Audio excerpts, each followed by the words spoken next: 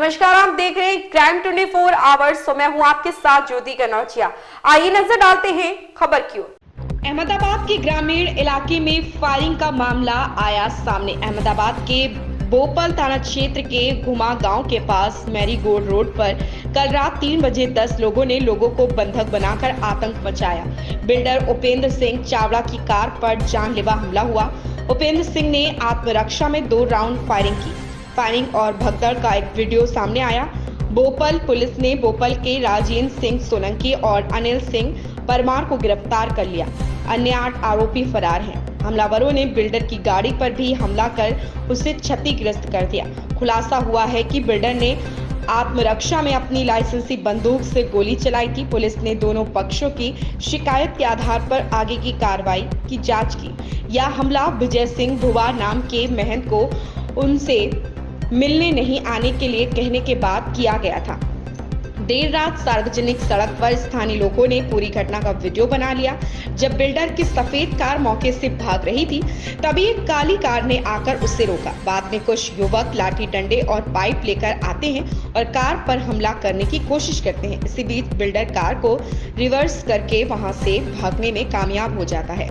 अब भोपाल पुलिस ने दोनों आरोपियों को हिरासत में ले लिया और आगे की कार्रवाई की जा रही है।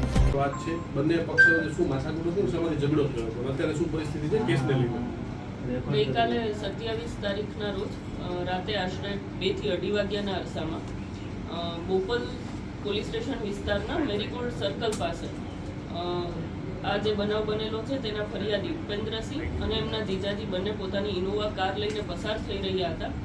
તે દરમિયાન તેમનો રાતે 9 વાગ્યાના અરસામાં આ જે બનાવ બનેલો છે તેના આરોપી એટલે રાજેન્દ્રસિંહ અને અનિલસિંહ સાથે ફોન પર બોલાચાલી થયેલી અને જેનું બંદૂક રાખીને રાજેન્દ્રસિંહ, અનિલસિંહ અને અન્ય 8 જેટલા માણસો મેરીગોલ્ડ સર્કલ પાસે રાહ જોઈને ઊભા હતા અને જ્યારે ઉપેન્દ્રસિંહ ત્યાંથી તેમની ઇનોવા કાર લઈને નીકળ્યા ત્યારે આ વ્યક્તિઓએ ટોળું વળીને લાકડી, ધોકા અને પથ્થર વડે તે કાર પર હુમલો કરેલો, જેમાં આ હુમલા દરમિયાન ઉપેન્દ્રસિંહે પોતાના સ્વ બચાવમાં પોતાની લાયસન્સવાળા વેપનથી 2 રાઉન્ડ ફાયર કરેલ છે।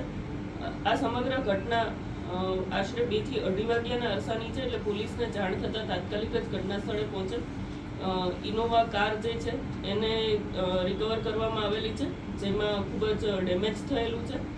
આ સાથે ઉપેન્દ્રસિંહ જે ફરિયાદી છે તેની ફરિયાદ 323-504-506-2 રાયોટિંગ અને જે હાલમાં જાહેરનામું ચાલી રહ્યું છે તે જાહેરનામા ભંગ મુજબ તેમની ફરિયાદ દાખલ કરવામાં આવેલી છે અને તેના જે 2 આરોપી છે રાજેન્દ્રસિંહ અને અનિલસિંહ તેમની અટકાયત કરીને આગળની તપાસ ચાલુ છે।